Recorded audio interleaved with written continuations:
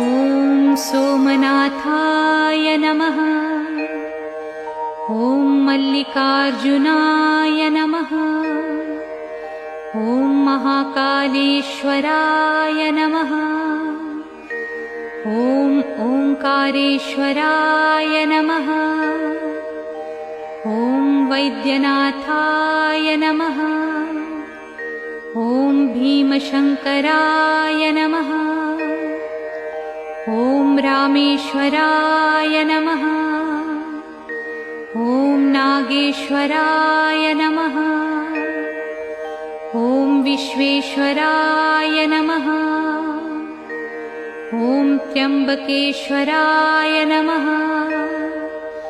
ॐ केदारेश्वराय नमः। ॐ भुस्मेश्वराय नमः।